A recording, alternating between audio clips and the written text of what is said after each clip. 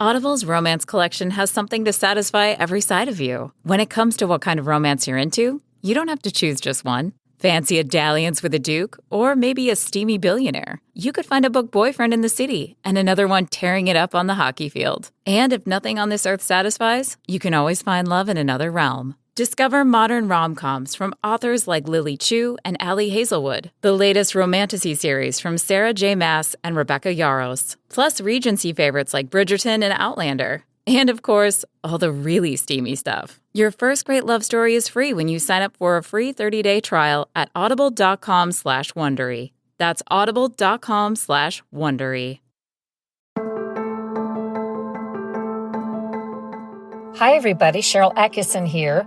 Welcome to another edition of Full Measure After Hours. Today, a true life Grapes of Wrath playing out in Tennessee and how country music star John Rich stepped in to save the day.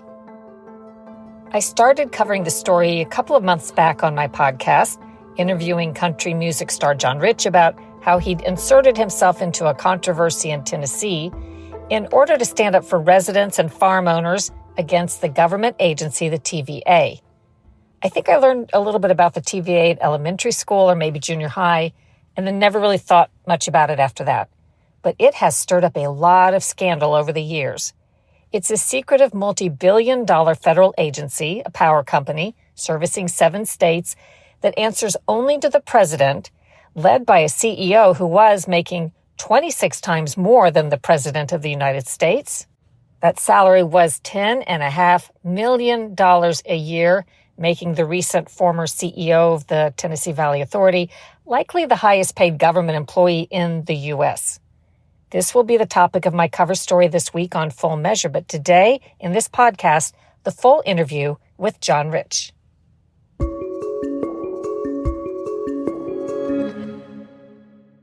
John Rich, John-Rich. And then just, can you summarize how you got interested in this issue?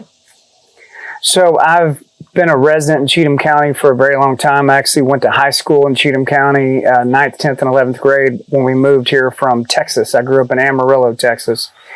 But my family originated, a lot of them, in the Middle Tennessee area.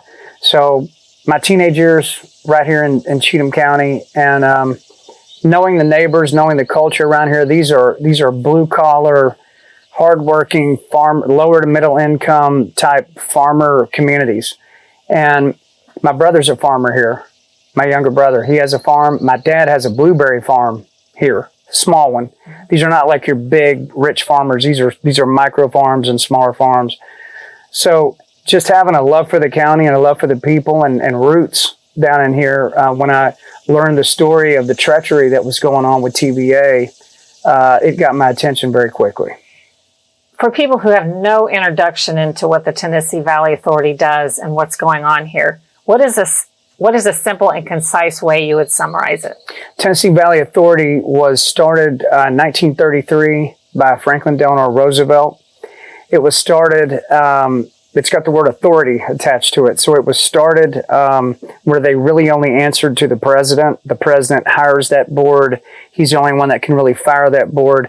And what they did was they were tasked with building dams. They were building roads and infrastructure, all kinds of stuff. This is, right after and actually kind of still during the Great Depression. So there was a lot of things in the South that needed to be done. So TVA was put together to improve the land and create more power generation so the South could expand and grow. And then what has it become today? What would you say is the heart of the issue now? So the authority that TVA was given is really different than any other government agency. So they're not even really technically a government agency, even though they are federal, they're also private. So for instance, TVA makes their money not through tax dollars, but through electric bills. So when you're in Tennessee and you pay your electric bill, that money is finding its way back to the TVA.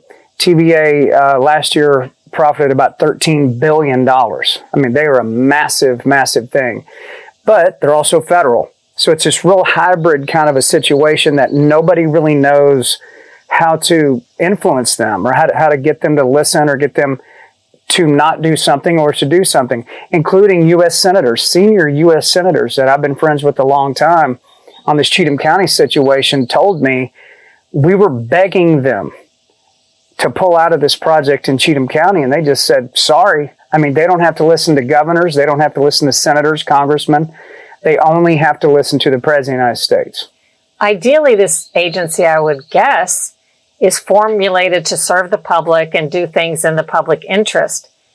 Are you saying you feel as though over the decades this has become a different animal and kind of gone rogue? And to what end? What purpose does it serve now? Yeah, there are things TVA has done over the decades that have helped. And then there's things they've done that have been absolute disasters and destruction. The rogue part comes into the fact that they don't have to adhere, for instance, to local zoning laws. So if you take a private energy company, let's say Duke Energy, which is a really big one. If Duke Energy wanted to come into Cheatham County and build something like a methane plant, like what TVA wanted to do, Duke would have to come before the city council. They would have to abide by the zoning laws in that county. And then that city council could decide, you know what, we're going to let you do it, or you know what, we're not.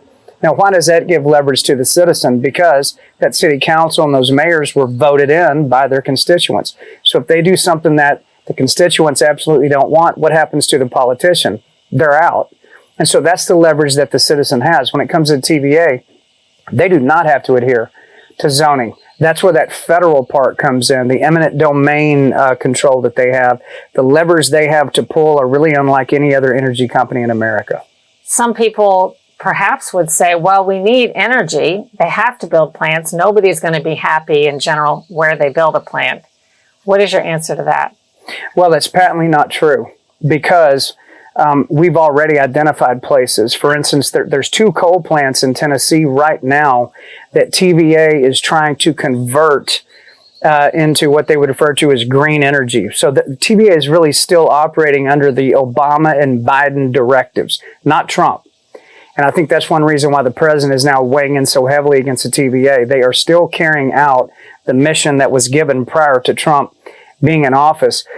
There's a place in New Johnsonville, Tennessee, which is out on the Tennessee River.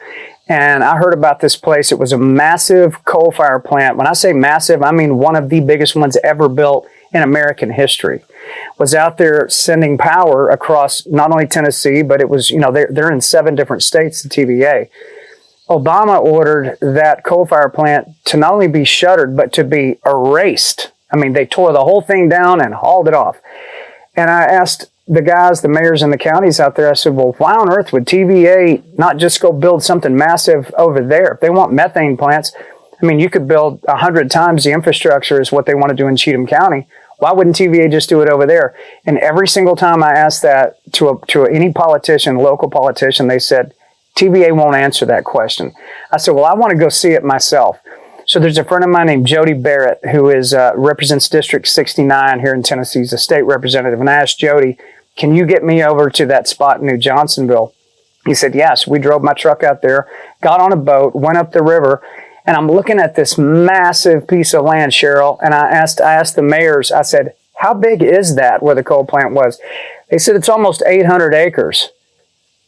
And I said, isn't there 640 acres in a square mile? They said, yeah, I think it's about that. I said, so that's over a square mile of property that already has transmission lines, already has gas lines running to Nashville. All this infrastructure is there. Why on earth would TVA not do that? Why are they coming to Cheatham County and trying to tear this place to smithereens? And they said they won't answer that question.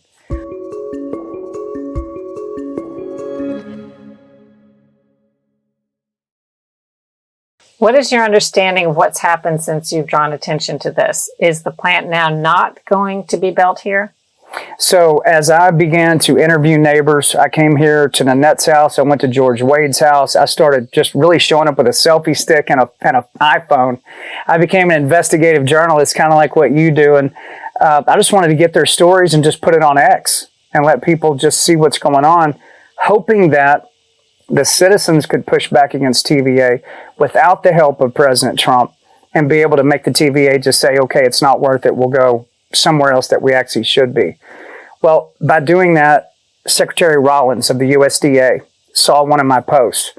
reached out to me and said, hey, how much farmland is involved in this site? Like when they start running these lines, how much farmland is that going to tear up? Well, the neighbors here in Cheatham County had those maps, and it was close to 6,000 acres of farmland. In those acres were 5 or 6 what we call century farms. So these are farms that have been in the same family for over a century. As that started to progress, Brooke Rollins, Secretary Rollins, replied to one of my posts on X, and something to the effect of, I'm on it. And I went, oh, what does that mean, I'm on it? Well, that began a conversation with she and I, and she said, yeah, this can't happen. Now, we can't lose all this farmland. This is a really bad idea. That then got on the radar of President Trump. That's when he started to weigh in. And did you call him or he call you, and what did he say? I texted the president, and I said, we've got a real problem going on with TVA down here. You should probably speak to Secretary Rollins about it. She's up to speed, or give me a call. Well, you know, he's trying to stop World War III. He's got a lot of things going on. So he said, you got it. And then he consulted with Secretary Rollins and said, what's going on? And then within about 2 weeks of that, I get word, President Trump's going to stop this. He's not going to allow them to go forward with this. You're correct. That is a horrible idea.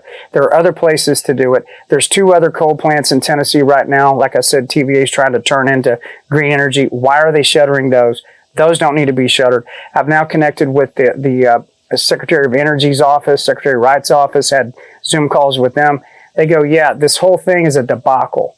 Why are we shutting down coal plants?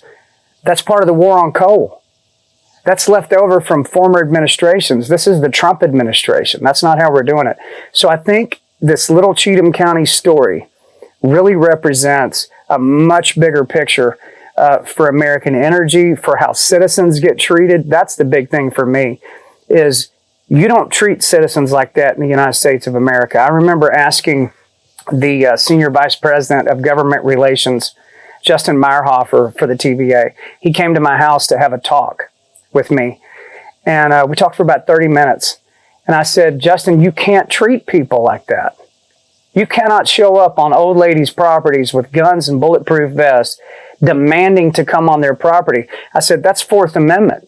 You have to have a warrant and probable cause. The ATF, the FBI, anybody, the local sheriff would have to have probable cause and a warrant to do what you guys are doing every single day. What did he say? He said, well, I mean, you know, sometimes we get people that resist a little bit. We just got to make sure everybody's safe. I said, yeah, I bet they do resist when you show up with guns and bulletproof vests. I said, why don't you show up with a cold can of Coca-Cola and a hamburger and some popcorn and sit down and go, hey, let's talk about what we might need to build. Like, treat people like Americans.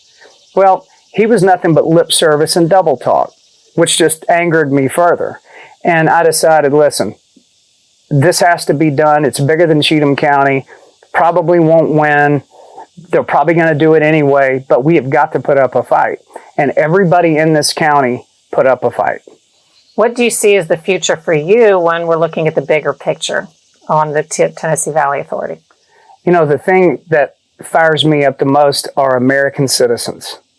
And I'm not a big fan of the federal government. It's doing better with Trump as the president, but in general, the American citizen is the boss. You don't get to treat people like that. You know, I'd love to be considered for some type of role as like a citizen advocate when it comes to this, when it comes to TVA. I think, you know, X, an iPhone, and a selfie stick, that's all I had. But what they were doing was so egregious and rubbed against the grain of the general American so hard that they had no way to defend it, no way to comment on it. They knew how bad that was, and they had to back up. There was nothing they could do. They can only do things like that if it's done in private and done in the shadows. So I would like a big spotlight to be able to just keep it on them. Keep it on them, everything they're doing. If it's wrong, it's wrong. If they do something good, put a spotlight on that. I really think that the new board that's coming into the TVA, that's being currently appointed by President Trump, if those men and women decide to, they can change the charter of the TVA for the first time since 1933. They can put a heart and soul into the TVA for the first time ever in its existence. They can build the infrastructure that needs to be built for this country with our growing country and treat the American citizen fairly. They can both be done at the same time. And lastly, tell me about the song that you wrote, and hopefully we'll be able to use a piece of that in our story. music is my weapon of choice, and I decided there needs to be a song written about this. To me, it's like Muhlenberg County when you hear that old song. Daddy, won't you take me back to Muhlenberg County? John Prine. I said, we need a modern day version of that. And this Cheatham County story, this David and Goliath story, it's a song. And so I wrote a song called The Devil and the TVA, because that's how they operate. And that's how they're thought of, by the way. If you ask a citizen down through here, what's your thoughts on the TVA? They won't say anything you could show on television, put it that way. So the song's coming out. There's a whole music video I've already shot for it. And it's me performing and driving these back roads, but a lot of it is content that Nanette put together, that she just went out and took videos of farmers and families and people. There's houses everywhere out here. They were getting ready to drop this bomb right in the middle of 5 school districts, a water supply, and about 450 houses. So she's got all that footage. So it's been really cool to work with neighbors, like locals, on a music video. How cool is, I've never done that. So it's about as authentic as it gets. And I hope that it leads to big changes at the TVA.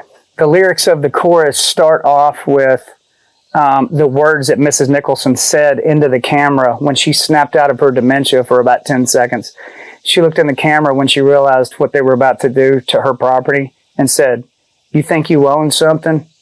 You don't own nothing."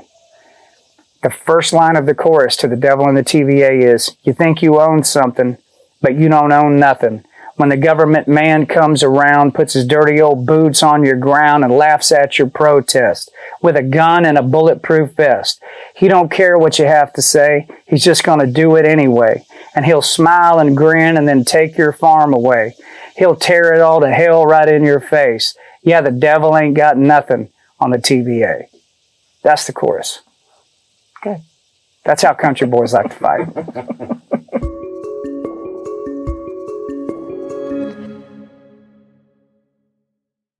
So to be clear, the TVA, after John Rich's intervention and Donald Trump's intervention, announced a sudden huge change. They issued a statement saying that based upon feedback received in response to TVA's public scoping process and at board listening sessions, with input from the TVA board of directors, the site off Lockersville Road is no longer TVA's preferred alternative. Now, they say that was a result of this recent feedback or something, but really this controversy had been going on for years with neighbors pushing back and kind of yelling and screaming in lawsuits to no avail until John Rich got involved. So it looks like that was really the determining factor in all of this. It really is a fascinating story. And this Sunday on Full Measure, in the report, you'll also hear from neighbors who fought or who John Rich fought alongside. We'll also hear the TVA's position, more about that, although they wouldn't agree to an interview. And you'll get to see the pretty land and the rolling hills of Tennessee. So I hope you'll tune in and watch it. That Sunday, you can go to SharylAttkisson.com and click the Full Measure tab for a list of stations and times, or go to fullmeasure.news online around 11 in the morning Sundays, that's Eastern Time, to watch a live feed of the program, or replays at fullmeasure.news anytime. And now our YouTube channel, Full Measure, is there if that's an easier place for you to watch replays of this program or any of our other programs over the past 10 seasons. We're now in season 11. I hope you enjoyed today's podcast and that you will consider leaving us a great review, subscribing, and sharing it with your friends. Check out my other podcast, the Sharyl Attkisson Podcast. And to support independent journalism while getting some really crucial information, I hope you will check out my latest bestseller, Follow the Science, How Big Pharma Misleads, Obscures, and Prevails. And you can pick up some selections at the Sharyl Attkisson store. Again, proceeds supporting independent journalism. Go to SharylAttkisson.com and click the store tab for some clever products designed exclusively for independent thinkers like you, with slogans such as, "I need to find some new conspiracy theories. All my old ones came true." And do your own research, make up your own mind, think for yourself.